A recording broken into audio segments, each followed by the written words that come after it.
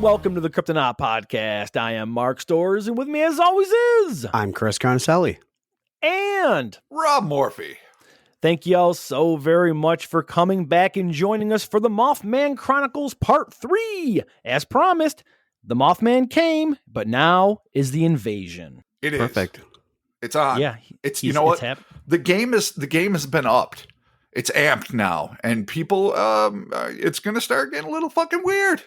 Awesome. I mean, it's been weird. It's going to get weirder. Oh, man. I think during the week, every time I talk to Rob, this story just seems to keep unraveling, and it just keeps getting deeper and deeper to the point where, like, this might be going into February at this point. Oh, so. It's just nuts. Oh, Jesus It's Christ. nuts. Like, no, I texted Mark at 9 this morning when I'd finally finished writing this script, and I'm like, I'm ready to choke out a Mothman. I am fucking living in a world of moth. I mean, obviously I'm quarantined. I've already, I think, made that announcement, but if not, I am, as close to somebody with the vid, and thankfully they're doing great, but I'm like 7 days into a quarantine, and I have been surrounded by books and fucking notes and madness, and I am in a world. This is what we do now. We are a nonstop fucking moth pod. That's all that's going to happen until this fucking story is over. On like everything else that I try to put into like manageable bites, except when we do like those sweet little dump cat ones that are just like a quick jab and then out like a Tony Jaa fight. This thing, I'm just going to fucking tell the story, and where it ends, fuck all knows, but that's what's happening. This is our new reality. Fucking A. No, let's do it. Yeah, it's happening. It's there. Yeah, and as mentioned, yes, Robert is he is quarantined. And the rest of us, we're probably going to be remote potting for a little bit because just fucking everybody around us is getting hit with the COVID. So, just going to be safe. Patreon.com/Kryptonaut Podcast. Thank you all so very much for your Patreon contributions. Robert, we have some shout outs to do before we get started. Let's do it. Fucking A right. Let's start with M.I.B Titches. M.I.B Titches. I get that one for a change. Yeah, that one's pretty straightforward. Yeah, that one's pretty on. Totally. Charles Warner. Nice. I get Charles. that too, Charles. I get it. Oh, it's your name. Charles. Nice it's your one. name. But thank you, Charles. Married Randall. Thank you very much for your contributions. Scott Alaspor Yorick Hamlet. Thank you very much, Scott. Zachary Caruso. Oh, Zach, what up? Thank you so much. Joe Telesic. Yeah, hell yeah, Joe. Maybe Telesic. Tell us what we got. Ian Cook. Hell yeah, Ian. Thank you so much. Kirk Pierce. Oh shit, Kirk. What up? Thank you. That's a fucking man's name. That's a man's name. Well done, Kirk Pierce. Nice. Oh, you warrior of the night. J.B. Ayers. Nice. What up, JB? Thank you so much. The Reverend Seven.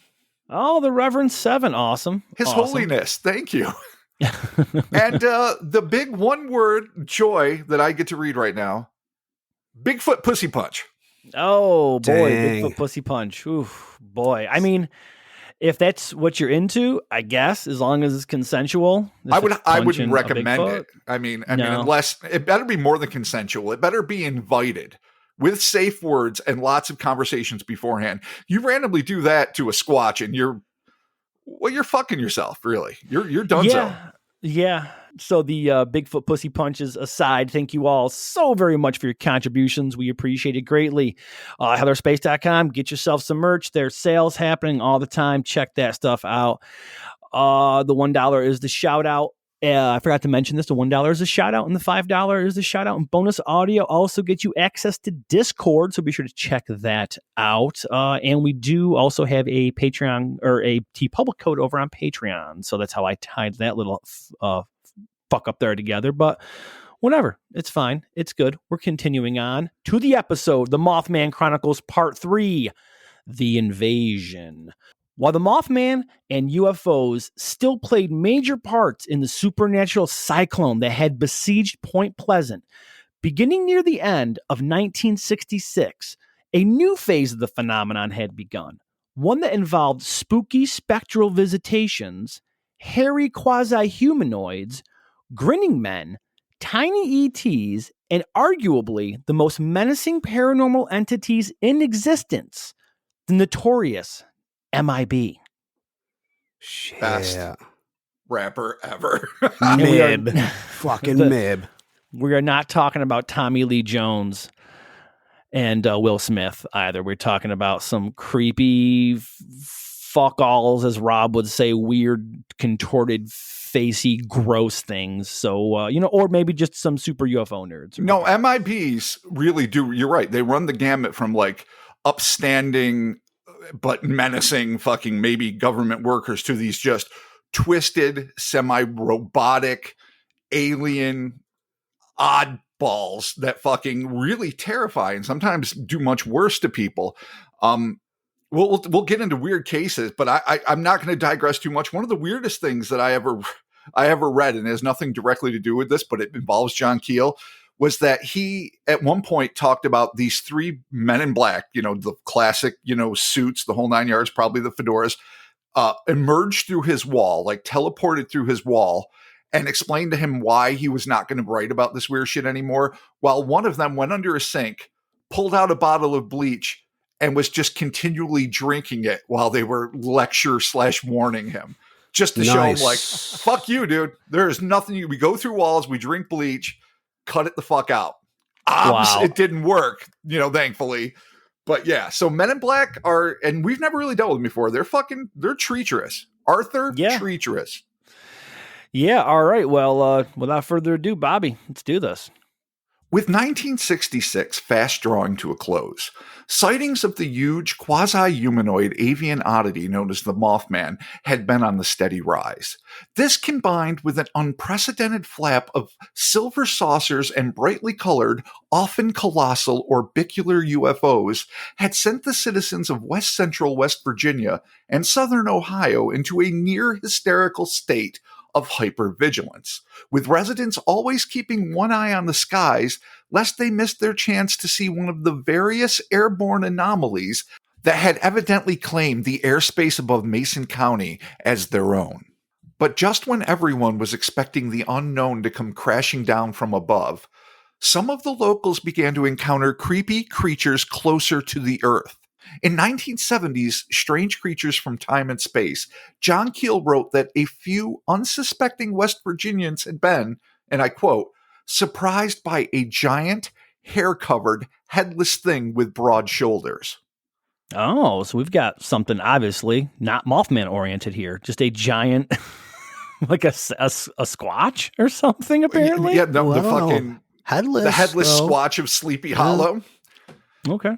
All right. For anyone even vaguely familiar with local paranormal lore, that description instantly invokes images of a bizarre, albeit hairless, brute that was observed in Grafton, West Virginia, nearly 150 miles northeast of Point Pleasant, by a young newspaper reporter on the night of June 16th, 1964. I think we all know what I'm talking about here. The eyewitness, Robert Cockrell, claimed that at roughly 11 p.m. while he was driving home after a shift at the Grafton Sentinel newspaper, he slowed into a wide turn on Riverside Drive when his headlights caught sight of the unthinkable. Robert later described the scene to paranormal investigator and author Gray Barker, more on him later, stating, "I know the road well. The night was clear. As I glanced up, my high beams picked up a huge white obstruction on the right side of the road, standing between the road and the riverbank on a cleared-off section of grass. After glimpsing the thing, my impressions of the beast were, it was between 7 and 9 feet tall, it was approximately 4 feet wide, and has a seal-like skin or covering which had a sheen to it. It had no discernible head, and it did not move as I passed by." Experiencing the same otherworldly wave of terror felt by so many Mothman witnesses, the 20-year-old journalist wasted no time in hitting the gas, speeding home, and throwing back a stiff drink, before later returning to the site with an impromptu posse of his peers. As you do. It is how you do. It's interesting to note that Robert's distinctive sighting occurred in the same state within just a few years of the whole Mothman upheaval, and that it triggered its own wave of monster fever that swept through the region, resulting in Grafton's Riverside Drive becoming a sort of real-world prototype for the dangers that would soon be afflicting Point Pleasant's TNT area. Another point meriting mention is the fact that evidently headless cryptids, both ground-based and airborne varieties, seem to have found a unique ecological, or at least existential, niche in West Virginia. One can't help but to wonder whether the same beast, or a similar, more hairy version of the headless horror, had managed to migrate west from Grafton. So that to me is interesting. Just that headless element. Yeah. Like, that's not common at all. I'm sure there's other sightings somewhere else of something that didn't seem to have. I know there are. I mean, I can even kind of think of some, but I can't place it. But that's really pretty unique and highly concentrated. Now, I know we talked in West Virginia a little bit about maybe it being a smaller head, maybe on a narrow neck that's lower, so it looked like it was either embedded in the chest or not there. Yeah. And all that's open to speculation, but it definitely was worth noting. They all have faces in their chests. It's weird. Possibly.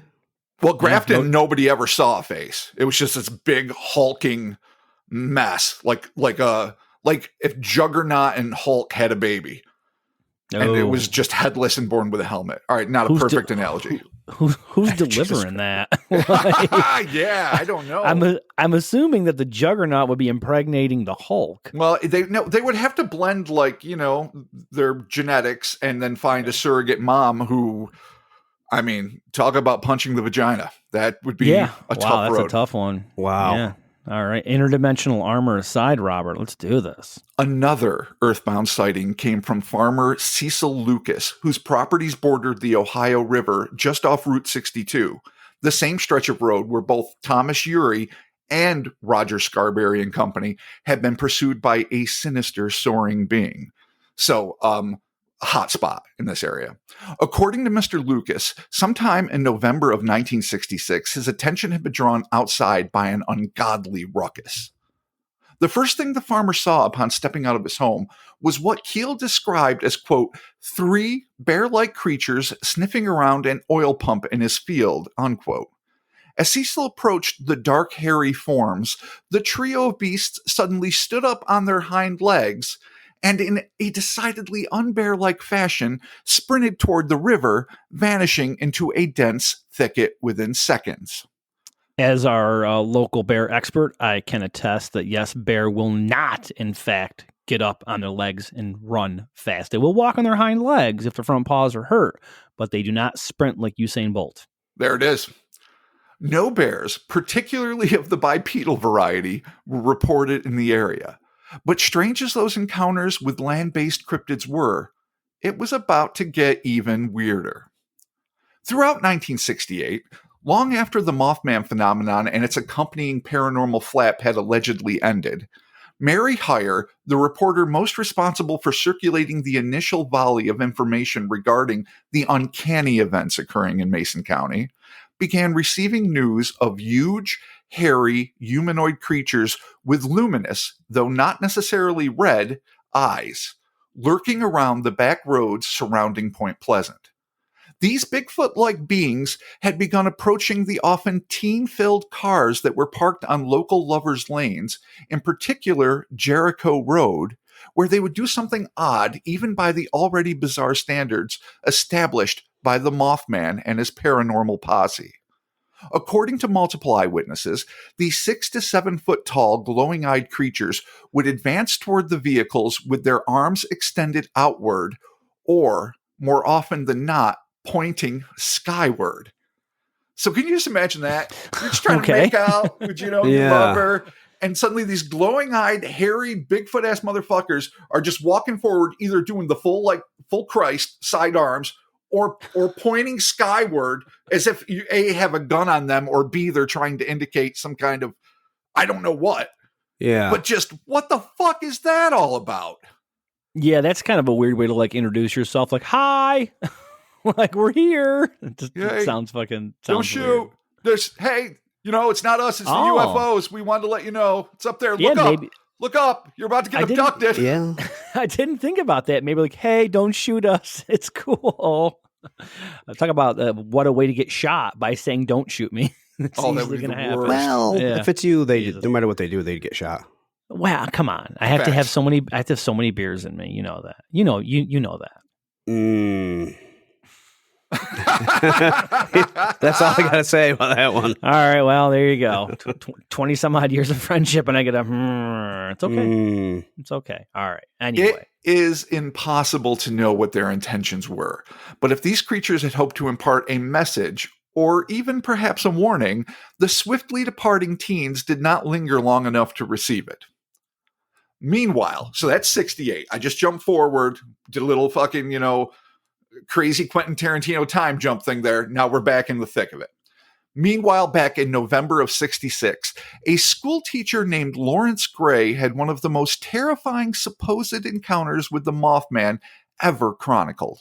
His unique experience would mark a new, darker chapter in the creature's legacy, convincing the young educator that the monster he encountered was not only not of this earth, it was from hell itself. Oh, I was wondering if that was ever going to come into play. The depths, the bowels, the burning lake of fire, pits, burns, endless pits. Continue, please. At about the demon. At about 9:30 p.m. on the evening in question, Lawrence and his wife Patricia had just returned from church services to the little white house they were renting on Jefferson Avenue in Point Pleasant. As they approached the door, Lawrence was suddenly overcome by a psychic flash, which he would later describe to author of Mothman Behind the Red Eyes, Jeff Wamsley, saying, "We walked up the steps and I immediately sensed that someone had been or was in the house. I just had that feeling. I didn't mention this to my wife because I figured she would think I was joking. So I opened the front door and we went into the house, and that feeling became much stronger to me that something just was not right."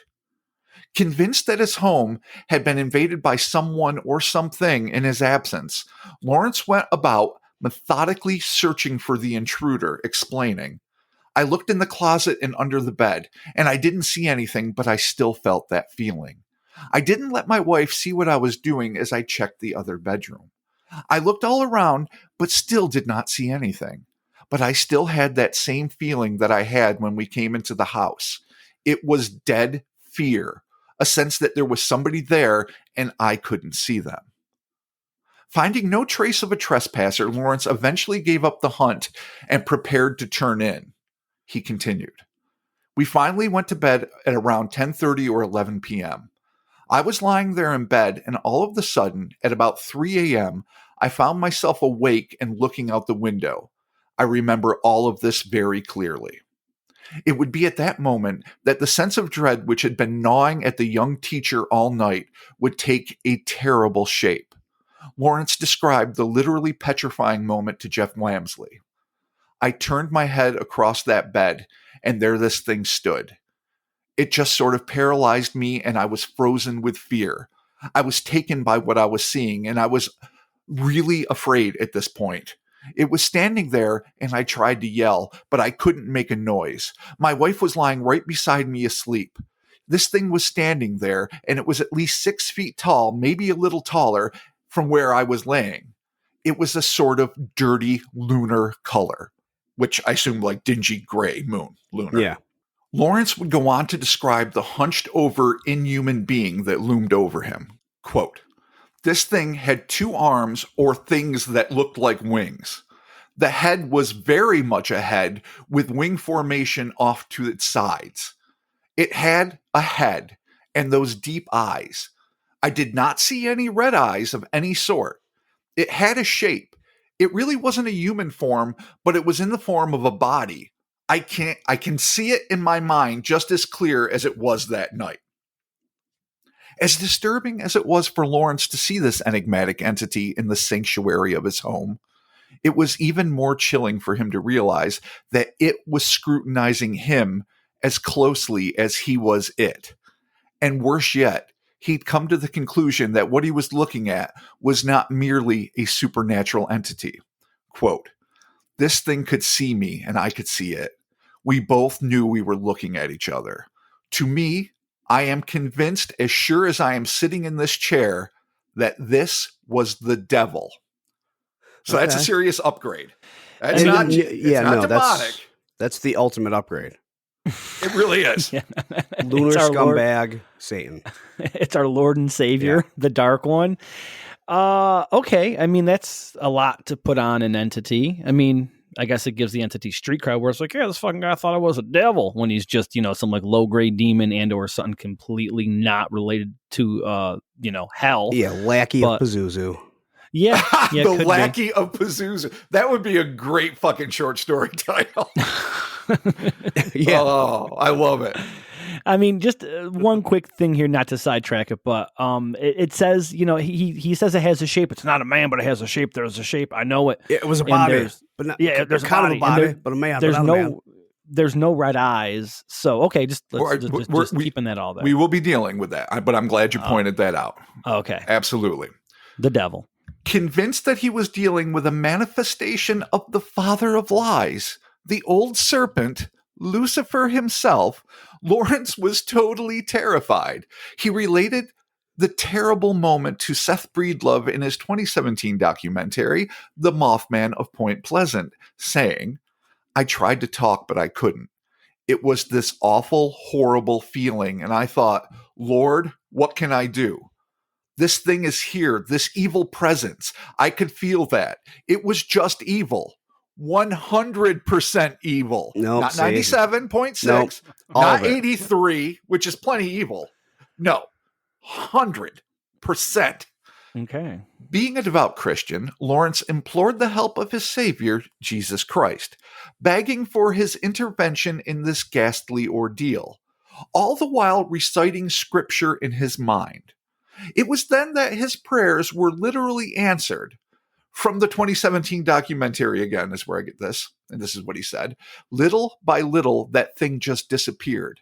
Like putting salt on a slug, it just kind of evaporated." All right, Lawrence, you shouldn't salt slugs. Let's call that right out. I mean, so he used the power of prayer to make this thing disappear? To salt the slug. Is this like a Beelzebub beat it? Okay. Wow. All right. Well, that's anticlimactic. It's kind of like the ending of It, where it's like, oh, we just don't believe in you and you suck. So bye. Yeah, you should shrivel into a raisin and go away. Yeah, credits. Exactly. Yay. This fucking movie. That really was the dick kick in that, where it's like, really? The Tim Curry one was so much cooler. He was a spider and he blew up into weird fucking light or whatever. All right, so the book was even worse. Stephen King can't write a climax, but that's neither here nor there. Yeah, all right. Well, he says prayers. This is what real life paranormal is about. It doesn't always have that flashbang Michael Bay ending you're looking for, but I mean, that's just the deal. Sometimes you gotta salt the slug, all right? Yeah. And that's, by the way, that's going to be my new phrase for when something is decidedly anticlimactic and does not end the way I want it, whether in fiction and real life. I'll be like, oh, that motherfucker. It's not jump the shark. You just salted the slug. Salted the slug. You fucked up. You fucked up. Okay. Lawrence finally regained control of his body, shook his wife awake, and told her what had happened. His shocked spouse was also convinced that the devil had infiltrated their once happy home. Lawrence was absolutely certain that the thing he had seen inside of his bedroom was identical to the creature that his fellow citizens had been seeing en masse over the last few months. But the description he gave of an entity with arms, a distinct head, and a lack of red eyes seems to be in direct contrast to most of the other eyewitness descriptions, whether they be man or bird-like. And that's definitely what Mark was just saying. Sure. That an obvious head and a shape, arms. A shape. I can't say what it is, but it's a shape of a man shape. And no red eyes are all not fucking Mothman-like. Yeah. No, not at all. Perhaps some genuinely diabolical entity was attempting to frighten him by assuming the basic form of a local legend. Or to give the devil, or in this case, reason, its due, maybe Lawrence was lucid dreaming or experiencing a hypnagogic hallucination. After all, the entire encounter occurred late at night following a church service, and the gist of the incident might be a subconscious conflation of religious imagery and the Mothman incidents. So, again, I'm never going to shit on a witness. We always take him at face value. But what occurs to me is that, he woke up at 3 a.m. spontaneously. That is a perfect time for a lucid dream or a hypnagogic response, in the sense that you may not be completely out of the dream state, even though, you feel awake. And this, of course, is the time when people suffer that horrible feeling of sleep paralysis and a lot of different hallucinations, which some could make the argument be a time where your mind is more open to observing the creatures that are constantly around us, and therefore can perceive it. But while other more rational people, not to say more accurate, but more rational people would say, no, this is just a hallucination. The mind is a powerful tool and you're in a fucked up place. The only reason I say this about this case and not necessarily the other ones is not because it has a religious element. I'm not like shitting on people's beliefs here at all. I only say it because he woke up from a dead sleep, had just been to church, was deeply religious, so that's part of the way he's going to perceive the world, is both angelic and demonic, and that it is quite unlike, at least until in later years, there's another case that we're going to get to eventually, unlike any other Mothman sighting, the rest of which took place during the day and at night with wide awake eyewitnesses. So that's the only reason I point this out. Sure. Okay. Yeah. But to give, Lawrence a fair shake, I'll continue here. Or maybe this really was a genuinely supernatural encounter that Lawrence, unlike the rest of the Mothman's emotionally scarred victims, had the presence of mind to invoke a higher power in banishing this diabolical agent made flesh. Or maybe he managed to fend off Satan himself. I mean, who knows? You can't take it off the table. Lawrence was not alone in his assumptions regarding the Mothman's demonic pedigree. Being a deeply religious rural community, copious locals were convinced that the origin of the bird was neither cryptozoological nor ufological, but decidedly theological. But while most were sure of its non-secular lineage, the great debate was whether this being was on the side of the divine or the diabolic. Regardless of the entity's origin, Lawrence's experience would haunt him for life, and this is what he said. I've never forgotten it, and I never will. I'm 74 years old. That was 50 years ago, and it's just as plain in my head today as it was then. So there it is, and it's part of the mythology, and we are going to just put it in its place. We're not going to fucking pick and choose. There it goes. Moving from the theological to the potentially paleontological, on December 4th, 1966, sightings of strange soaring creatures continued unabated, and now 5 observers, aviators no less, claim to have seen a creature every bit as bizarre as the Mothman. Now things are getting fucking weird. The pilots in question, Eddie Adkins, Ernie Thomas, Henry Upton, Everett Wedge, and Leo Edwards, were at the Gallipolis, I want to say Gallipolis. I have been saying that in all the books I've read. And when I watch the documentaries, it's Gallipolis, and it's just hard for me. But we're at the Gallipolis airport when they spied a massive winged object that they at first assumed was a plane. It wasn't long before the quintet recognized that the thing that had nabbed their attention wasn't a mechanical object, but an animate entity, one that bore a striking resemblance to a long-extinct, flying, prehistoric reptile. We got dinosaurs, Bobby? We got the dactyl. Oh, man. Fucking Point Pleasant, Mason County, West Virginia has got the Gallipolis in this case. They got the DAC. The DAC's back. DAC attack, buddy. Oh, Jesus Christ. DAC. We thought, we're going from the demonic to the DAC, and that's how this shit goes. Because this Mothman thing is fucked up. There's a lot of weird shit happening. I am living in a sea of it. I am the old man and the sea, except instead of trying to catch a fucking swordfish, I'm hooking a moth, and it's fucking on. And dactyls.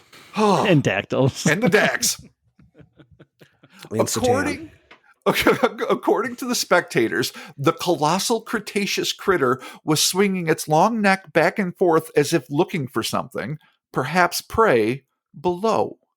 As soon as the observers noticed this airborne aberration coasting above the Ohio River, which, like the Mothman itself, never once flapped its wings. Fucking jet boots. I knew it. Jet boots, always. Everett Wedge rushed for his plane, camera in tow, hoping to capture evidence of the aerial anomaly. Unfortunately, the thing disappeared before he could snap the photograph that might well have changed the world. 2 days later, on December 6th, in one of the few sightings to occur outside of West Virginia or Ohio, an unnamed mailman hailing from Maysville, Kentucky, located about 115 miles west of Point Pleasant, was startled by a huge bird-like being flying overhead. That same day, a pair of unidentified adults claimed to have seen, and I quote, a huge man-like gray figure with glowing red eyes above the TNT area. It's just a wave. It just never stops. The next day, just 20 miles north of Point Pleasant, 4 women driving along Route 33 on the Ohio side of the river claimed to have seen, and again I quote, a man-shaped flying creature with glowing red eyes that was brownish and silver in coloration, hovering outside of their vehicle. And what's interesting is that if you recall in like the first episode, a lot of the initial observations were of a brownish thing, like the National Guardsmen at the Armory back in November and other people. So it's weird. I don't know. Is this thing fucking molting? Is it more than one? Who the fuck knows? But I think even wasn't it back in the day with the Native American legends that it was like a brownish birdman? Yes. Yeah, and we'll be dealing with some of the. We definitely have a whole hunk coming up in the next episode about the Native American legends and curses and all that stuff. But you're absolutely right. Yeah, but like you said, maybe it's molting. Who knows? I mean, if it is biological, no matter how bizarre. I mean, maybe even not earthbound biological, but something that somehow managed to be here, then it would just have to do the things it would have to do. Like molt, maybe. Like molt, possibly. I mean, you never hear about Hawkman having to molt or Birdman. Hawkman from DC Comics? Yeah, Hawkman from DC Comics. Exactly. He doesn't No, molt. he does not molt. But then again, you don't know that for sure. Right. You are, Christopher, you are correct. I would really love it if an ornithologist would, for 1 year, write the Hawkman comic series. Oh, Jesus. And really grind it in the deep biology that it's been lacking for the last 3/4 of a century. Okay. Well, that's a call to all you ornithologists and comic creators out there. Let's make this happen. Really exciting. I don't know what the Venn diagram of ornithologists and comic creators I don't know. But it's the worst. It's the worst comic series ever. Just a series about Hawkman dealing with being a hawk. There you go. I would love it. All right. Slowly but surely, an ever-growing sense of horror was seeping into the veins of the communities besieged by these bizarre beasts. While some of the district's denizens succumbed to the frankly overwhelming atmosphere of dread that had begun to permeate Point Pleasant, others, chiefly the youth, embraced these newfound paranormal phenomenon as a welcome distraction from the tedium that all too often settles on even the most scenic of small towns. And that's what we would have done. It's what we do now as old men, but it's definitely what we would have done then. It would be every weekend jam, dude. That's what we'd be doing. Oh, yeah, nonstop. We would be living at the TNT area. The carnival-like atmosphere that had erupted in the TNT area after the Scarberry and Millet's terrifying run-in with the Mothman on November 15th, 1966, had become increasingly dangerous as well-armed monster hunters descended on the tree-shrouded concrete igloos night after night in the vain hopes that they would be the one to bag the beast, making it increasingly likely that someone was going to be accidentally shot, or worse yet, killed. In order to prevent the seemingly inevitable tragedy, local law enforcement, with the assistance from members of the National Guard Armory located next to the McClintock Wildlife Area, from where the anonymous Sentry reported the first modern Mothman sighting on November 1st, 1966, which we just talked about, were ordered to shut down the TNT area in the name of public safety. With events both paranormal and very normal, albeit extremely hazardous, reaching a boiling point in Mason County, it was time for the most preeminent figure in Mothman lore, save the entity itself, to enter the fray. No. So just for one second, just imagine that you're on the police force and or you're in the Army National Guard. And they're like, this is what we have to do because of a fucking alleged Mothman. I mean, at what point you're like, this is batshit crazy. Like, we're really out here stopping these people from trying to shoot the Mothman? Like, what the fuck? Well, like, that's it was the 60s, dude. That's true, but when you're actually like when you're in the National Guard and you get like your orders from like command, you're like, are you for fucking real? This is what we're doing. Or you know what? Then again, that could be an awesome fucking job if you're just like, yeah, I'm here guarding to make sure people don't start popping shots at the Mothman. It's interesting, but you know what? As much as I'm 100% sure you're right, Mark, in that there had to be some people that were like, seriously, the fuck? A lot of Point Pleasant's police officers were seeing things at this point, whether they be anomalous lights. Some volunteer firemen, as we mentioned, saw, the big bird in its antics. And obviously at least one National Guardsman saw a Mothman. So I think for some of them, they were as wrapped up in this melee as the rest of the community. Yeah, and so maybe it's like we're afraid. Yeah, like the best post. Yeah. Yeah. Or the worst, depending on, whether or not you're scared by these stories or what's going on. But I mean, remember, our long-harried fucking Deputy Millard Halstead, who, just wants to sit alone at night in the courthouse at the sheriff's office reading his fuck-sucking book and watching like a baseball game on an old black and white TV with rabbit ears. And night after night, people come in and tell them they're being chased by this fucking monster. And you know what? Instead of being a dick, he was like, hey, these kids seem pretty straight up. They're decent people. Something's fucking going on. Right. And bring also in the National Guard. The other deputy, oh man, well, that's going to happen later. I'm not going to jump into that. We'll save this. What I'm saying is, while some people were most assuredly skeptical and wondering, Jesus Christ, what the hell? Some probably were like, yeah, no, there's something going on, but all agreed that somebody was going to get fucking shot if they didn't do something. So, right. Public safety first. There you go. Absolutely. So let's get back to the setup of the most preeminent figure in Mothman lore. On December 7th, 1966, the same day as the Route 33 sighting, arguably the most momentous event in Point Pleasant's long, dark history, at least in terms of its eventual fame, transpired. When a black-clad, goateed chronicler of unexplained events named John Elva Keel arrived in town and began a year-long investigation that would not only bring the Mothman worldwide notoriety, but would eventually result in a best-selling book on the subject. John wasted no time getting to work, and during his first day on the scene, he managed to interview Deputy Halstead, Connie Jo Carpenter, Steve and Mary Millette, Roger and Linda Scarberry, as well as Linda's mother, Mabel McDaniel, who in just over a month's time would not only have her own Mothman sighting, but would endure an even more peculiar set of paranormal ordeals. Again, we'll get to that in a little bit.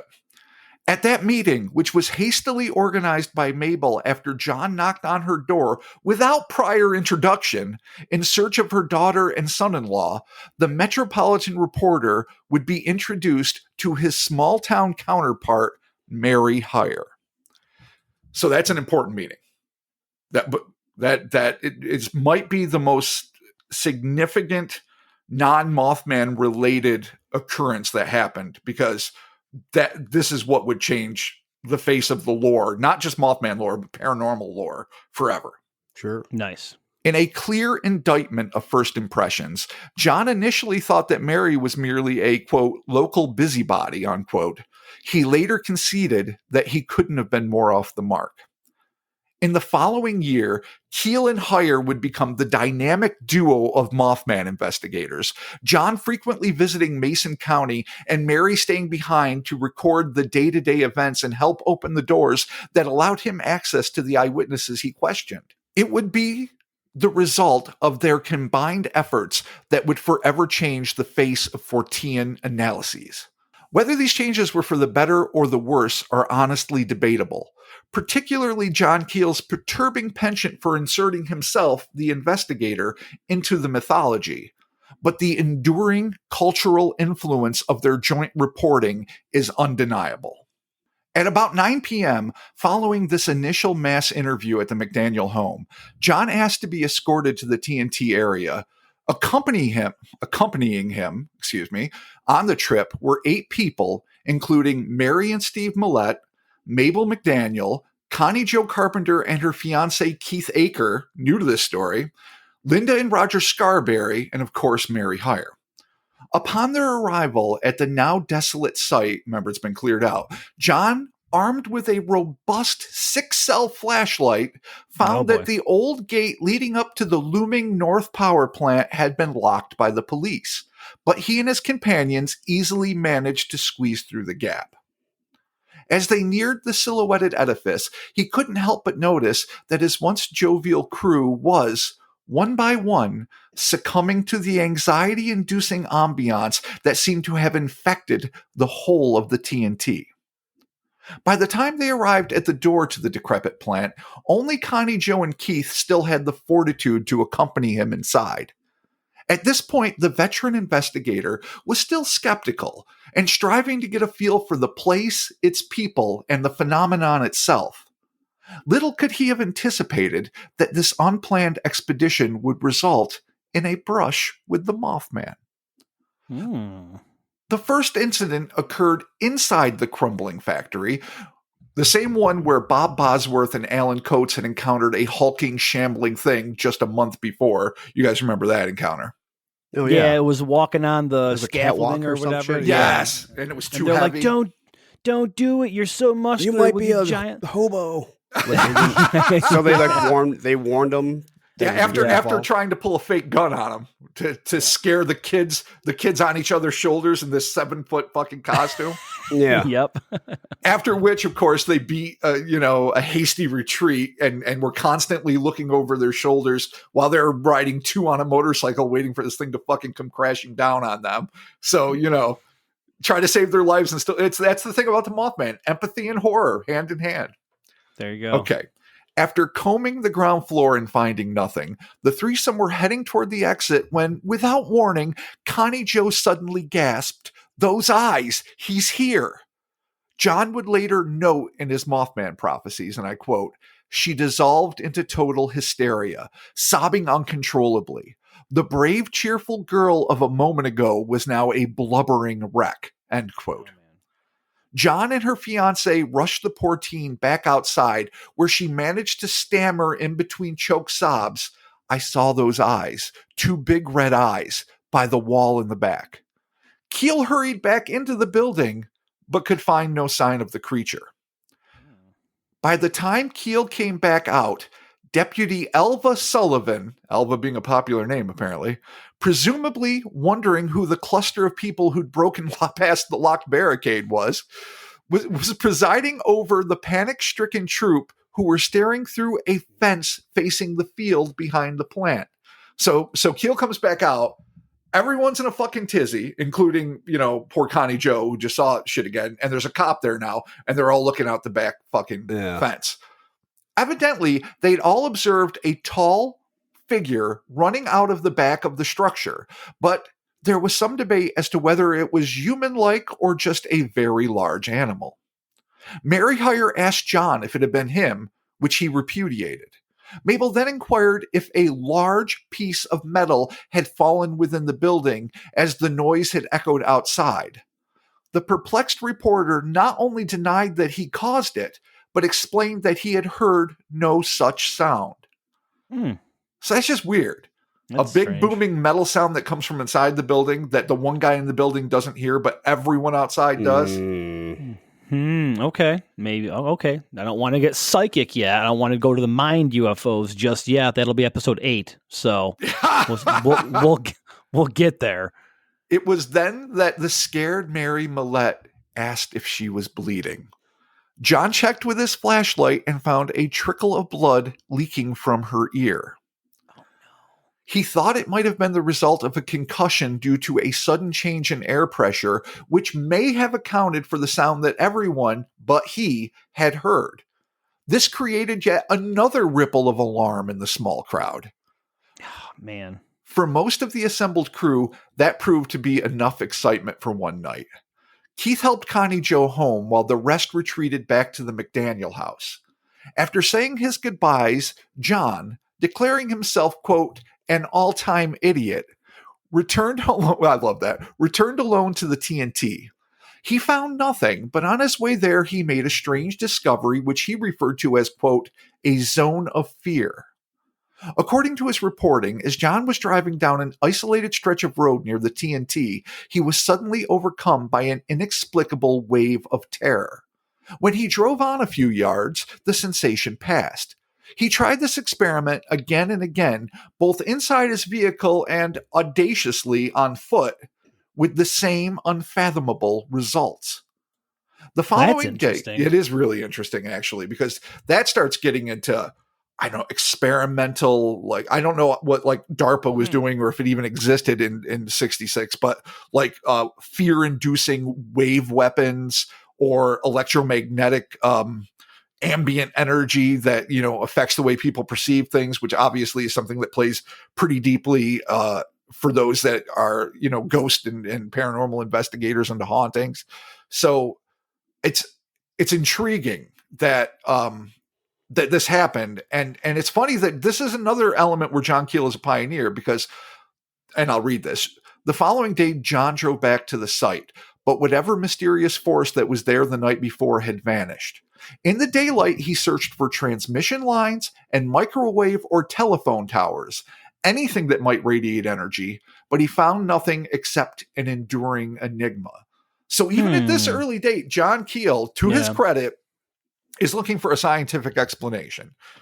He doesn't always do that. He is a paranormalist, as well as a journalist, but at this point, he's still like trying to see what it was. And I gotta say, he had the balls of pure titanium dipped in steel to not only keep driving through something. Like if I felt that once, I would just drive the fuck away forever and maybe never go down that road again.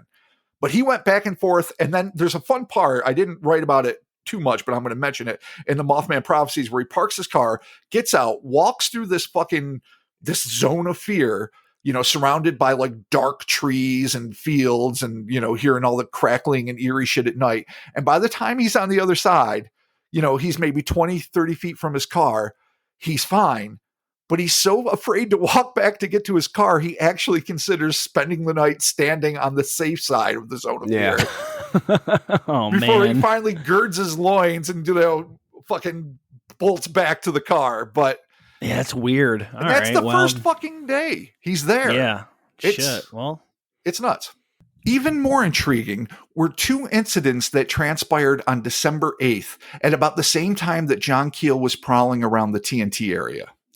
These two increasingly bizarre occurrences would prove to be the most peculiar part of the months-long UFO intrusion since the, quote, shapely Mrs. Kelly's sighting of a silver-suited man with long flowing, equally silver hair floating outside of an immense UFO that hovered above the playground of her children's elementary school back in March of 1966. I think we all remember that one. The shapely housewife, the hot mom, the silver fox Fabio floating above the school. Yeah. I hope she gets her own like spin-off series. Oh, definitely. Oh, hopefully she does. Yeah, the Housewives of Mason County. It's going to be great. Yeah, totally. Okay. The first of these UFO sightings from December 8th was made by a young man who lived on the Ohio River. At about 2 a.m., this unidentified individual woke up due to an urgent need to answer nature's call. The man entered his bathroom and happened to glance out of a window that was facing the river, where he was confronted with an image that would be forever seared into his memory. The moment was recorded by John Keel in the Mothman Prophecies, and it goes as such. He saw a brilliantly illuminated object floating in the air just above the water. It was circular in shape and appeared to have windows in it covered with curtains like crumpled aluminum foil. So that's just weird. And the curtains is such an odd touch. I mean, it could just be this crumply metal thing that, I don't know, is a window shield. They're not necessarily curtains. It's just what this kid thought they were. But still, kind of fucked up. Yeah. Space curtains, you know? Absolutely. Space curtain. Yeah, no, totally. It's the new wave. They have future curtains. There you go. The next and infinitely more bewildering incident occurred at 4 a.m. the same morning, when 52-year-old Charles Hearn, who lived on the Ohio side of the river directly across from the TNT and adjacent to the Keeger Creek power plant, was walking his dog. While the mutt was looking for a place to do his business, Charles noticed a bright red light floating above the river near the opposite side. The World War II vet initially believed he was watching a trapper on a boat checking muskrat snares. The best job ever. But he quickly realized that the light was on the bank, not the water, and the object that it came from was definitely not a boat. That's when Charles spotted a group of miniature humanoids meandering in the red light cast by the indistinctly shaped hovering machine. Is it Jawas? Or Ewoks. Yeah, it's Jawas. Probably Jawas. Stay tuned for part 4. All right, weird. So we got little tiny dudes. Little All right, tiny cool. dudes working their magic, looking for muskrats. Nice. Whether or not this was the same craft as the one seen by the anonymous eyewitness 2 hours earlier on the same river is open to debate, but it stands to reason that there might be some association between the two evidently gravity-defiant devices. Regardless, Charles called his wife Beulah Boots to her friends, and she rushed outside to join her husband in his bizarre vigil. The couple stared at the diminutive beings in an effort to figure out what they were doing. Unable to reckon with the strange situation on their own, the Hearns decided to wake their neighbors, the Taylors. Startled by their friend's odd request, Walter Taylor and his nameless wife joined the Hearns at the riverside and stared in awe at the inexplicable entities as the low-altitude UFO began shining alternate red and orange beams on both the bank of the river and the river itself. Then, without warning, the illumination was extinguished, enveloping the area in total darkness. The couples fearfully gazed into the yawning abyss when a bright greenish light suddenly burst on across the river, casting an eerie glow across the black water. The Taylors and Hearns could only stare as the unknown object rapidly shot skyward, disappearing within seconds. Oh, they're there and then they jet. Shit. And that makes it very interesting because you could say nighttime, early morning anyway. Maybe it is some sort of floating device, like as in floating on the water and not hovering. Maybe he couldn't quite make out what it was. Maybe the people weren't as small as he thought because of the distance. But then when it suddenly shoots skyward, that's an official UFO. It was a UFO because it was hovering just above the ground. Now it's a fuck-sucking UFO. Yeah. Shit. So it's weird. And here's another interesting point. When Charles revealed his story in an interview with John Keel and Mary Heyer, he understood how hard it would be for folks to believe his story. But he insisted that what he and the other witnesses had seen was truly anomalous, stating, and I quote, "I've lived on this riverbank since I was 12 years old. I know every boat light, but this was definitely something I've never seen before." His wife Beulah added, "It's a funny thing. We were so stunned we didn't even talk about it afterwards. We just sat silently at the kitchen table. We even forgot to say our thank yous that morning." What's so intriguing about Beulah's observations, not Beulah, I fucked it up last time, of the four observers ending up in an almost trance-like state following their eyewitness encounter with a UFO and its occupants was how similar it was to a report made by Merle Partridge of his run-in with unusual lights back on November 14th, 1966. You guys remember Merle? And his puppy Bandit? Yeah. Oh, dude, that's right. They fucking carved the dog, man. They carved his puppins. Oh, R.I.P. Puppins. I'm just saying the R.I.P. Puppins. That dog could still be that dog could be alive today, giving puppy hugs. It could be alive today in space. You don't know how space works. Oh, don't say that. Could be a space dog. They might have adopted him, given him love. Maybe Merle kept him outside, fed him scraps. They're feeding him space coke and fucking letting him love on all the alien pup girls that he can. I mean, he might be happy as shit. R.I.P. Space coke. Why would I just let you who's have gonna that feed one. a dog space coke? What is wrong with me? You apparently. It's the first thing you're like, oh, I'm in space. There's a fucking dismembered dog. I'm gonna give it space coke because why not? Yeah. Okay. After witnessing a dazzling display of revolving red lights in his backyard, Merle declared that he was suddenly struck with the notion to go back inside his house. After which he and his wife, as if caught in a hypnotic daze, made their way upstairs and, without so much as mentioning the evening's eerie events, like their TV exploding, went to bed. In much the same way, the Mothman appears to have the power to instill an unspeakable sense of fear in its observers. The euphonauts have a similar and equally inexplicable ability to mesmerize those who see them, putting them into a sort of psychically induced anxiolytic trance. Anxiolytic is just like the chemicals, the medicines you'd use, be it Valium or whatever, to like knock down anxiety, to calm you down. And that's kind of like the vibe that I get from both the Taylors and the Hearns at this point and the Partridges the last time, because you would talk, your old married couples, are all three are old married couples. You would break that shit down, I would imagine. You would be like, the fuck just happened? Our dog ran away. There's crazy fucking lights. We saw little tiny people in a UFO, but not talking about it and just wanting to go to bed and let it go. That really seems like it's either some sort of psychic or chemically induced or fuck all knows what method they have for, making people not freak the fuck out. Yeah, totally. Not space coke. Not space coke. That is the exact opposite. You give that to dogs, okay? That's for dogs. Jesus Christ, man. Perfect. It's also worth noting the preponderance of UFO sightings reported both near power plants and bodies of water, where many unusual airborne objects have been seen simply hovering over facilities or waterways and actually siphoning electricity or H2O. To what end is unknown. There's so many. They're just fucking stealing all of our utilities. Jesus. What's exactly next? Cable? Is cable next? Is cable next? God damn it! You should be writing for Fate magazine with things like that. Is cable next? What happened? As a municipal worker, these things are important to me. These are services that we offer the citizens. Not here for these goddamn aliens to come down and start siphoning the electricity and water. God damn it! A lot of money goes into getting that water clean. Anyway, not a single fuck-sucking extraterrestrial has ever paid for Netflix. Not one.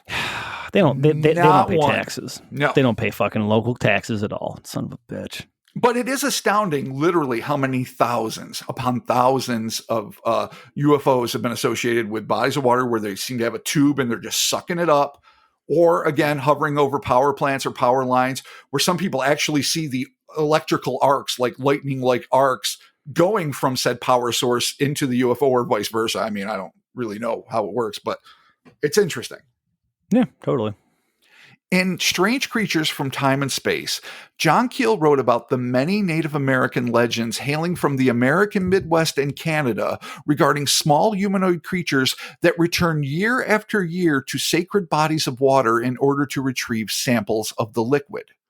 Other accounts include the tiny Wakaks, I think I'm saying it right, of Mexico, who've been seen walking in and out of bodies of water clad in, quote, glittering diving suits. Even Irish folktales tell of pint-sized leprechauns and their ilk spending an inordinate amount of time near lakes, streams, and ponds filling receptacles with the precious fluid. Is this simply a matter of living things needing hydration, or is there something more to it? The questions linger. We don't know, but I find it interesting that Keel took the time to point out in the book. And now we are going to dip into the Fae in this a little bit. We're going to get a little bit into fairy folk. That his impression was that things, that coexist with us were starting to manifest with all the other things. And so he thought maybe the little people seen by the Hearns and the Taylor and some other and the Taylors and some other things that are going to come up might be associated with that. So we're just putting it out there. Do with it what you will. Could this possibly be the thinning of the veil. This is not a thinning of the veil. This is a throwing of the window. This is Okay. the shattering of a window. This is the Okay. equivalent of the kids that huck rocks at cryptids doing it from the paranormal side, and it's a fucking free-for-all. All right, they're just knocking the fence down. There's no goddamn veil left. There's none. Perfect. It's open. Either way, it seemed as if the Birdman was not about to be outdone by a pair of UFOs and their tiny crews, as later that same Thursday, two women driving along Route 35 claimed to have seen what they referred to as a shadowy figure with glowing red eyes on a nearby knoll. So again, we cannot take hobo reflector off the table on that one. Or possible assassin. There you go. There you go. The following day, December 9th, Connie Jo was recovering from her harrowing second sighting of the Mothman at the North Power Plant. Remember, she flipped the fuck out and her husband took her home. And like so many others, as we discussed in an earlier episode, like Marcella Bennett and Linda Scarberry, she was just overwhelmed by fucking what happened. So she's home, she's recovering, when she claimed to have seen a pair of menacing red eyes staring at her through the fucking window. Oh, he's back. Just can't keep his eyes off. Connie Jo. Bitch. Whether this was a genuine sighting or a symptom of what Keel described as the, quote, psychic backlash that affected so many Mothman witnesses is difficult to discern. So again, I mean, we'll talk about it more in a minute. Once you see it, is it there? Like, you remember how Marcella Bennett was constantly looking in the backseat of her car, expecting to see old Murray Mothman hanging out there. Again, is this just a fear that anyone would naturally have after seeing something that horrifying? Is it psychological or psychical damage done by this thing? Or is it something else? You know, again, hard to know. December 11th, 1966 would prove to be a banner day for Birdman watchers. The first sighting came in the form of an anonymous report made by a man and boy of indeterminate relation who claimed to have seen a gray man-shaped figure that quickly flew over their heads within the TNT area. The next day, the day's next sighting was reported by Catherine Beaver, who, while driving along Route 35, was astounded to see a massive winged gray creature with red self-luminous eyes, that's the key there, shoot past her vehicle. The final sighting of the day would be one of the most unique in the annals of Mothman lore and would involve one of the earliest eyewitnesses, Linda Scarberry. Again, another one of the tormented. Linda and Roger, who'd been driven from their previous home by a nonstop cacophony of odd electrical sounds and distorted voices that came from nowhere, were getting settled into the basement apartment in Linda's parents' house on 13th Street in Point Pleasant. Linda, who was being treated for severe anxiety stemming from her initial encounter with the Mothman, caught sight of the being yet again. But this time she would have a completely different reaction to the thing. According to the 2002 book Mothman, The Facts Behind the Legend by Donnie Sargent and Jeff Wamsley, Linda was sitting in an upstairs bedroom when she looked out the window and saw the creature sitting on a slanted patch of her parents' roof. She noticed that the creature's wings were wrapped around its torso, almost like an animal trying to ward off the bitter mid-December chill. The thing's head was cocked sideways, as if curious, and its red eyes locked onto Linda's through the glass of the window. But this time the teenager wasn't overcome with fear. Instead, she felt a surge of pity. Suddenly, she understood that the creature wasn't dangerous. It was lonely. Oh, the love connection. It was just hanging out, Cole. It's like, I'm just looking for love in all the wrong places. Mainly Point Pleasant, West Virginia. There you go. Yeah, apparently. Yeah. All right. So it's an interesting little, transition there from being so scared that you have severe anxiety to all of a sudden being like, oh man, this thing just bummed out and alone. There is a lot to unpack. We're not done yet, but you're right. To go from being hospitalized because of shattered nerves or whatever they would have called it back then, and having to leave your home to move back with your parents because the paranormal shit won't stop. and then suddenly being like, it's just sitting there. It's at my house now, my new house, my parents' house where I grew up, and and then she engages in this whole, all right, we'll break this down in a second, but you're right, it is an incredible shift. Whether this revelation was mere speculation on Linda's part, compassion felt for a creature clearly suffering in the cold, or the result of a flash of psychic intuition, which according to Keel had manifested in numerous Mothman witnesses, we'll never know. In the documentary, The Mothman Legacy, Linda elaborated on that pivotal moment, claiming that she could sense that the being was in a place it didn't recognize, with no ability to speak or communicate. A stranger in a strange land, unable to ask for the help it so desperately needed. Interesting. It is interesting. I mean, it puts the Mothman in a whole other light if you take it at face value. Right. But again, you don't know. I mean, if any of us saw like a shivering puppy on a wet, rainy day, we would have empathy for this thing if it looked like a stray and it was freezing. So there's just that natural human compassion that if you're not a sociopath, you feel for things that you see suffering. But I'm also intrigued by this whole idea of what Keel called the psychic backlash. This idea that maybe once you've seen the thing, or at least made eye contact with it, one of the terrible after effects is, of course, lingering horror. But another one could be that you maybe maintain some sort of psychic connection with the thing. And if that is the case, then you have to ask yourself the further question, is it projecting the truth, or is it trying to disarm you because that's what a truly 100% evil thing, as Lawrence qualified it, would do? Right. So it can suck off your fear. Yeah, there you go. Ultra-terrestrial. It's weird. Okay. The thing then evidently took flight. As Linda reported, she could hear the flapping of the beast's wings above her house. Intriguingly, this rarely reported beating of the wings caused a change in air pressure that made the teen's ears pop. So that's another thing. Why these weird auditory air pressure things? But again, just one of the many mysteries to be filed away. But that really does rank as perhaps the only truly empathetic report of Mothman that I've come across, at least so far. Yeah. Despite this triple threat of red-eyed sightings, the UFO contingent was far from down for the count. The same day, a family from George Creek, Marilyn and Larry Taylor, along with their 3 children, saw a reddish-orange metallic object about the size of a helicopter hovering over a street-side utility pole. The frightening sight drove their 6-year-old son to tears.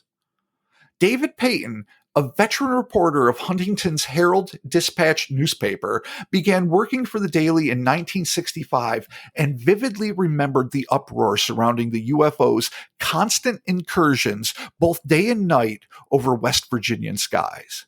In the documentary, The Eyes of the Mothman, the former journalist made clear how deeply disturbed his fellow citizens were over the flying saucers' forays, stating, "I think a lot of people at the time who lived in the area really believed that this was a true invasion, that these unidentified objects were here in this particular region for a purpose." Following the shocking mass arrival of UFOs in the summer of '66, and the Mothman, not to mention a bunch of hairy, headless wild men in the fall, a third wave of unearthly entities was about to crash down on Mason County. With Big Bird and flying saucer sightings on the rise, the citizens of the already beleaguered Point Pleasant began to notice strangers in their midst. This was to be expected, as news of the bizarre supernatural superstorm had spread like wildfire, beckoning curiosity seekers to West Virginia from far and wide. But amongst the reporters and sightseers was an altogether more insidious breed of visitor. One that, from a distance, looked to be like any other normal human being, but upon closer inspection revealed themselves to be something quite different.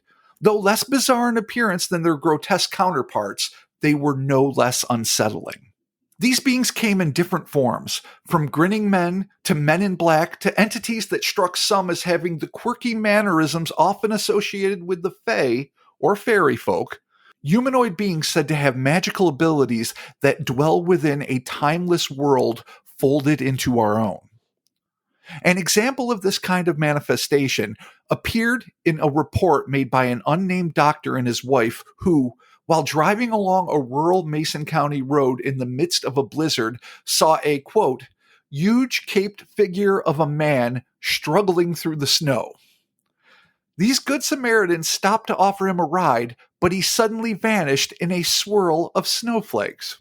A snow vampire? It's Jack Frost, clearly. It's Jack Frost or a snow vampire.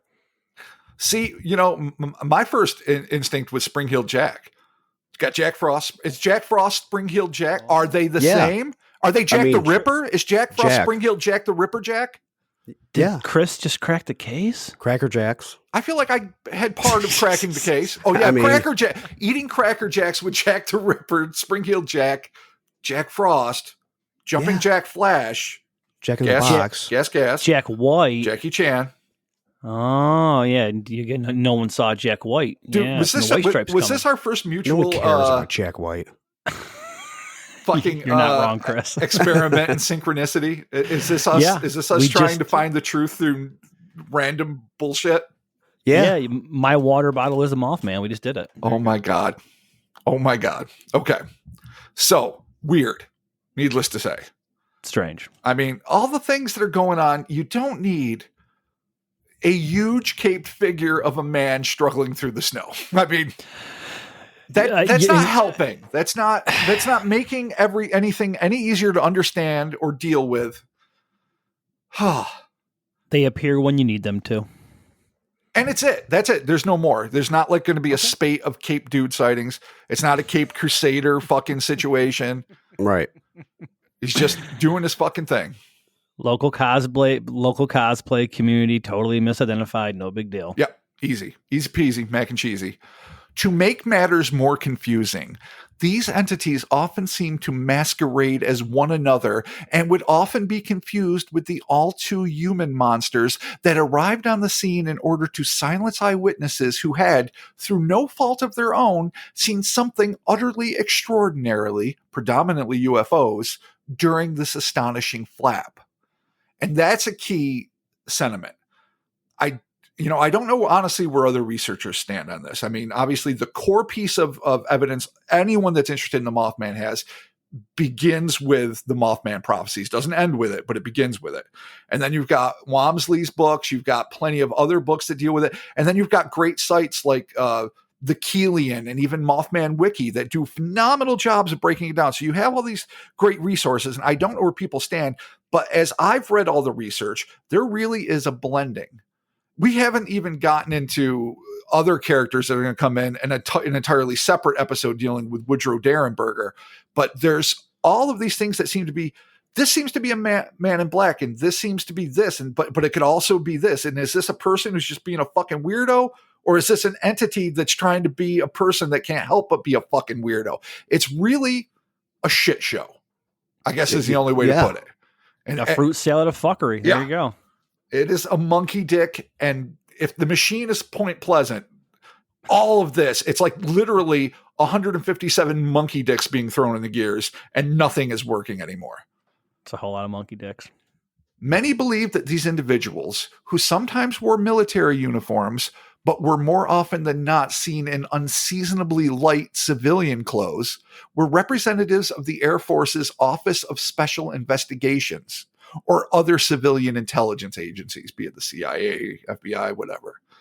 The first surge of this humanoid invasion appeared innocent enough when locals began to report black limousines pulling up to their homes and depositing, quote, deeply tanned census takers, unquote, who creepily only asked questions about their children. Fuck you, weirdo. Yeah, weird. That's strange. Sometimes they wouldn't even ask any questions and simply requested a glass of water. In the Mothman prophecies, Keel would describe this as a, quote, old fairy trick taken up in the Middle Ages and dusted off. End quote. Requesting random, seemingly insignificant objects and making off with them as if they'd managed to obtain some rare treasure is another common, though confounding, activity of the fair folk. Okay. So I had to do a All deep right. dive into fairy lore, fucking because John How'd Keel that go? demanded it. It didn't go well. It did not go well. Yeah, I can't imagine it would Didn't have. help me a fucking bit. I am I'm a not goddamn. surprised. I am a crypto historian, occasionally nicely called a ufologist, but no, just barely. But I am not. Oh, this is not my world, man. I mean, it is, and I love it. But It is now, dude. But when you're dealing with it, you got to deal with it. So I try to treat every aspect of everything we do with equal import and intensity and dedication. And I pride myself on that. And so I do it. But then when you're in fuck-sucking quarantine and you're your third fucking week, not to mention all the months of research of complete Mothman miasma, and then suddenly you got to go down the fucking fairy tunnel, it's hard. It's been hard on me, guys.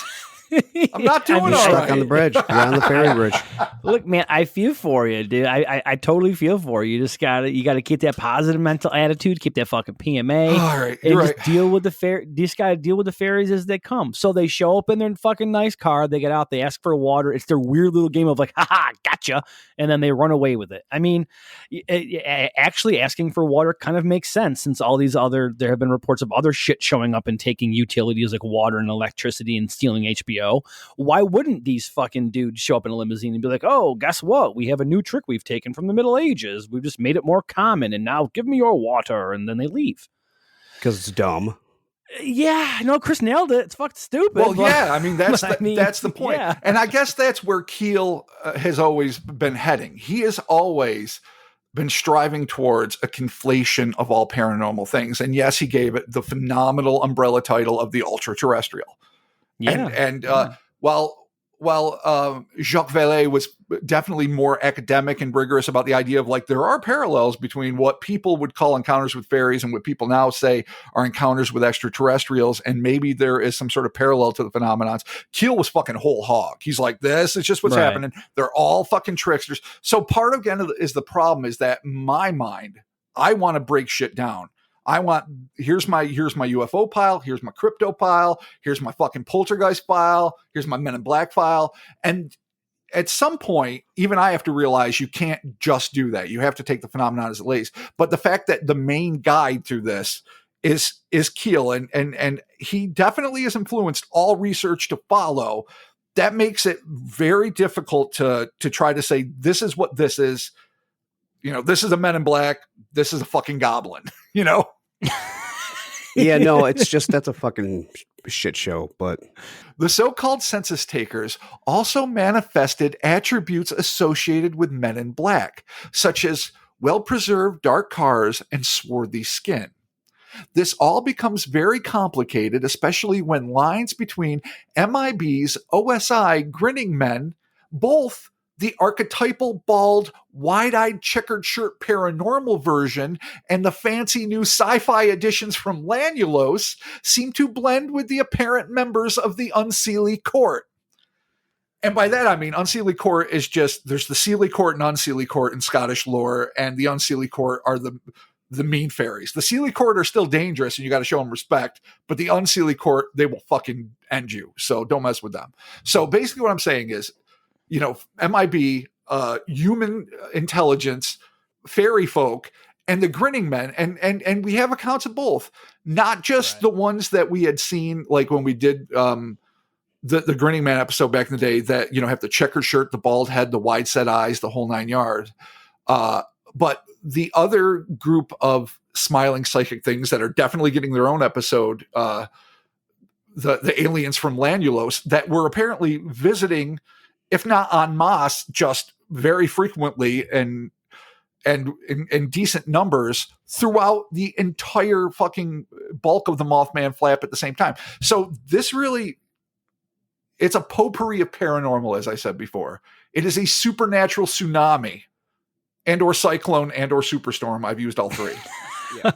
Nice. all right, let's get through this. Is this how you eventually slip into complete madness? Is this what happens at this point? We're right at the end. We're right at the end. No, I'm going to be fine. I'm going to be there. You know, as Mark told me earlier in the week when things were going a little haywire, he's like, Mothman doesn't win this one, Robbie. He doesn't win. No, he doesn't. You're gonna come out on top. He doesn't beat us. We beat it. We're gonna do this. You're gonna Okay. be okay. Near this same period, a man in an Air Force uniform contacted the police officers and ordinary citizens who had seen UFOs in the area, even eerily, ones who had not reported their sightings to the authorities, and had them assemble in a classroom in one of Point Pleasant's schools. Once there, this unidentified officer told them that they had not seen what they thought they'd seen. He then ordered them to keep silent regarding the said encounters that they hadn't actually seen. Oh, see, I call bullshit. One of those people should have stood up and be like, fuck you and fist fight him. Fuck you and fist fight. Yeah. There Yes. you go. Fuck you, and then a fist fight ensues. Anyway, that's my take on it. Another individual, this one clad in civilian clothes, claiming to represent the North American Aerospace Defense Command, good old NORAD, methodically tracked down many of the civilians who'd managed to snap a photo of one of the many UFOs rocketing over Point Pleasant. Although he had no authority over the private citizens, he convinced many of them to part with their incredible images. Just another dude. All right. These classic authoritarian moves were frustrating enough for those victimized, but the actions of the potentially government-sanctioned interlopers, potentially, because we really don't know if they were, was about to take a turn towards the dangerous. And here's where shit starts getting real. Marcella Bennett, who'd had one of the closest encounters with the being on the books outside of her sister's house on November 16th, you remember when she fell on her baby, was driving down a deserted back road outside of Point Pleasant with her 3-year-old daughter Tina in tow, never once suspecting that her life was in jeopardy. While cruising down the narrow stretch of desolate dirt road, Marcella noticed that she was being closely followed by a red Ford Galaxy. What struck her as odd is that the man behind the wheel looked as if he was wearing an unkempt fright wig. Anxiously, Marcella slowed to let the vehicle pass, but to her horror, instead of going around her, the wild-haired stranger tried to force her off the road. Terrified, the young mother hit the gas in an effort to escape, but the Galaxy shot around her, accelerating down the road and vanishing around a bend. The unpaved road was too narrow for her to make a U-turn, so Marcella pushed forward, praying that her ordeal was over. She would have no such luck. As she rounded the bend, Marcella was mortified to see the Galaxy parked sideways across the road, blocking her passage. Terrified, but unwilling to risk her or her daughter's life by stopping, Marcella told her toddler to hold on and jammed the gas pedal down to the floor, gathering speed as she barreled down on the red Ford. Her would-be assailant suddenly realized that his former prey had no intention of stopping, and before what seemed would be an inevitable fiery crash, the driver pulled off the road in the nick of time. Yeah, dude, she did it. I was like, fuck that, gun that shit. And she did it. Good for her. I mean, not a good move because you got your kid in the back of the car, but No, yeah. but fuck I it. mean, she took the gamble and she won. Yeah. But yeah, Dude, you're she right. fucking dude, she Mad Max that shit. Oh, 100%. yeah, good for her. No, that's not, Bo and Luke Duke. That's to the mad maximum. That's right. There you go. Marcella sped all the way back into town. She had never seen the wild-haired man before, and thankfully would never see him again. In his famed book, John Keel would note of the nearly tragic incident, quote, molestations such as this were rare, virtually non-existent in Point Pleasant, before the Mothman arrived, end quote. He was right, of course, but a new treacherous period of alien visitors, unknown entities, and men with nefarious intentions had just begun to cast its dark shadow across this formerly safe, monotonous, and idyllic patch of paradise. And the situation would get much, much worse. But we'll deal with that next time. Oh, there it is. Yep. Mothman Part 3, The Invasion. I mean, it really gets to the Doesn't point stop. where we were talking about this, dude. This could be going into fucking March. I mean, No, it's our world now. coronavirus might Yeah. be over by the time It's now this thing's done. It's the Cryptomoth podcast, and that's all that's yeah, happening. Really. It is kind of interesting though how it does go. It is kind of obviously it's the Mothman phenomenon, and it is centered around the Mothman itself. But the offshoot shit is what really always interests me. I mean, obviously the Mothman is cool. He's one of my favorites next to the Flatwoods. But the weird offshoot shit that happens is really interesting because it's just it's all in the same time period, which makes it really interesting. It's like just a paranormal potpourri of fuckery, as you had said. Absolutely. So, yeah. No, you're Totally. right. This is what it blows my mind. It is just it's so much. But here's the thing. And people have noted this that have read the Mothman prophecies. And when you really study it, you realize it's not about the Mothman. I mean, it's a figure and it's a prominent figure and it's an important one. And it's easy to hang your head on it. When you do a little research, you realize that it's a phrase that Keel uses repeatedly in the book. He originally wanted to title it "The Year of the Garuda." The Garuda being, I think, this like Hindu half human, half bird like deity. And so it was just a fancy version of it, but also just the year of the Garuda, indicating that this 1 year of pure madness. The book itself really deals every bit as much with men in black, UFOs, poltergeists, all sorts of weird shit as it does the Mothman. But the Mothman prophecies was the title.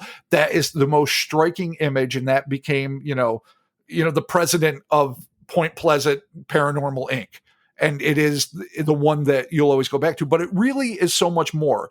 As I'm doing this, I'm treating it as that is just another symptom in a disease.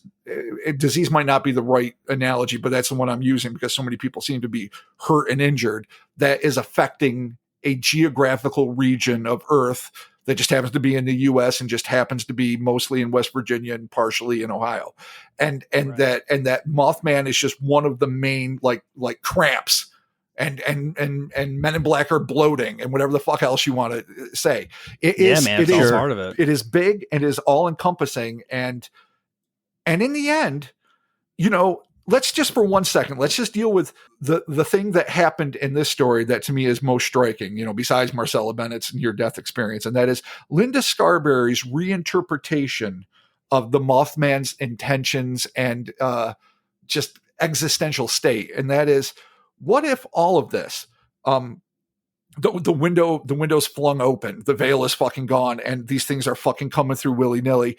And this just happens to be something. Like, I hate to say it, it's a terrible but very apt analogy. Like Howard the fucking Duck, this thing that was just doing whatever the fuck it was doing in its home world, having no beef, maybe had a family, maybe doing whatever, gets sucked through and is now here in to use the tagline, a world he never made. He doesn't fucking know how to relate. He can't communicate except maybe vaguely psychically. Has this thing about it that creates a miasma of terror, and it's just like, I still get cold. I still get hungry.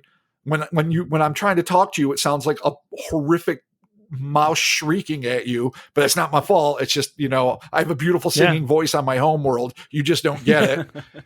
and it's suffering. So if the Mothman itself is just collateral damage of a shattered window between two worlds, just how tragic and ironic would that be? Yeah, man, like worlds collide and there's fucking victims. There's just refugees and fallout from fucking all this, for some reason, this weird, collision of two planes of existence. I don't want to say dimensional. I don't want to go there, but just some weird collision of places. And all of a sudden there's just these people and these weird beings and all this shit hanging out. Like, the fuck are we doing here? The little tiny dudes near the river there. Yeah, just getting their water on, stealing the. And you know what? I like the key phrase you just said there, refugees. What if indeed it's not an invasion, but a migration born of desperation? Or, but it might not even be intentional. It almost sounds to me like, well, I guess I have no evidence for this, as I normally have no evidence for anything, that I ever say. But maybe they're just lost. It's just they're here, they're lost, and they're not sure why. So. Except for that asshole with the fucking wig, fuck him. Well, yeah, fuck him. But that's probably a dude. That's probably a straight up human being. Yeah. That for whatever fucking reason. I mean, maybe it's not even related to her sighting. Maybe it's just a terrible rapist, murderer, shit show guy. Who the fuck knows? That's the other problem too. You can't normal life doesn't stop happening just because this is happening. There's still work and school and dishes and fucking life. And then occasionally dudes in fright wigs trying to fucking run you off the road with your baby in tow. And then occasionally monsters without heads and whatever the fuck else. And these people have to deal with it. And probably most of them day to day, they'd read it in the paper and it didn't affect them at all. But others were so goddamn, caught up in the swell, especially like, say, Linda Scarberry, whose misadventures aren't even over yet, that you're just like, oh my God. I mean, you couldn't be the same again after this. Yeah. And then in the middle of all this, you've got some weird fucking authoritarian dudes being like, yeah, let's go to the school and have a class. Fuck you. I ain't doing shit. But that's me. Well, and this is also, well, yeah. That's just me. I mean, we're all anti-authoritarian, always have been, but this is 66, small rural town in the South. Right. Different breed of atmosphere, different breed of culture. If you come to my door to try to sell me like Spectrum, like I'm nice until you start doing the hard sell, and then I'm like, this is my property. You don't have to be here, and I can remove you forcefully. So I know my rights. Yeah, that's right. We the people, motherfucker. There you go. Stand your ground. Yeah, I turn it into a stand your ground scenario to this poor teenage kid that's trying to sell me Spectrum, and I'm like, fuck you, I got Verizon. I don't need your bullshit. All right, so there you have it, the Mothman Part 3, The Invasion. Thank you all so very much for joining us. But before we leave, I have a small correction to make. I believe last episode I said I didn't think that Glenn Danzig wore shorts. I think I made the statement like Glenn Danzig doesn't wear shorts. Yeah, he has that necklace. Yeah, I was for sure wrong, because for sure Glenn Danzig is wearing shorts in an episode of Portlandia where he is on the beach selling them like Billabong shirts. Yeah. So yeah, I was wrong. All right, so wait, but no, maybe you're not, because I remember saying that I've only seen him in like black jeans, but that was a role. He wasn't Glenn Danzig. He was, or maybe he was. I don't know. I haven't watched it, but he was a character in the show. Have you actually seen him in life wear shorts? Oh, like outside of his art? Yes. No, I haven't. Well, then you might be premature in your apology. I mean, you can literally see his legs in his boots with his shirt unbuttoned. So, I mean, he was wearing shorts. I just wanted to, for the sake of the Mothman series, I wanted to correct my mistake, just so that people know I'm on my game as well as Rob with this deep research of Glenn Danzig wearing shorts. Exactly. So, yes, an unimpeachable resource on fucking Danzig's legs. Mark Stores. Yes, Mark Stores. Oh, I love it. Hellerspace.com. Get yourself some t-shirts. Get yourself some gear. That shit is happening over there. Patreon.com/Kryptonaut Podcast. $1 is a shout out. $5 is a shout out and some bonus audio. Thank you all to our Patreon supporters. We appreciate it. The Instas, Twitters, and the Facebooks were there. We're hanging out. Discord, obviously. We're hanging out there doing our thing. Dope. It's awesome. We love it.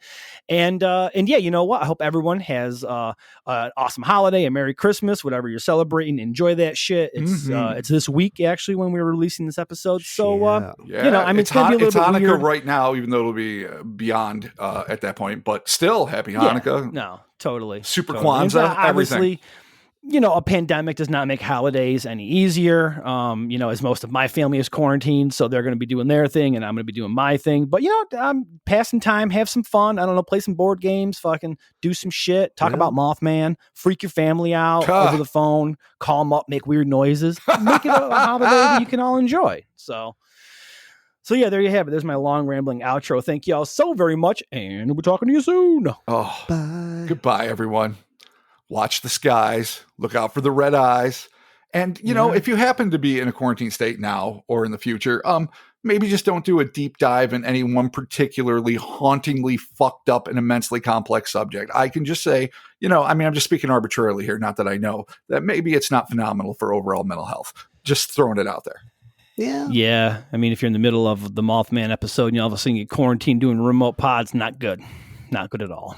So it's actually fascinating. Anyway. I'm actually having really a great time for the most part. Last night was tough trying to get it finished, in time, but I got to say, all my bullshit aside, this is fascinating. It's something I've really always wanted to do a deep dive in. And I feel like it's opening up a lot of things because there's a lot of cliches that a lot of us, including myself, bought into and I've written about. Even in The Grinning Man, I mentioned the 13-month window and all of that, I think, or maybe the Speedy Bum and the Silver Flyer, one of them. But dispelling our own myths and trying to get to as close to objective truth, a nearly impossible effort, but a noble one, is worth doing. And so I'm glad we're all taking this journey. Thank you all so very much for talking to you soon.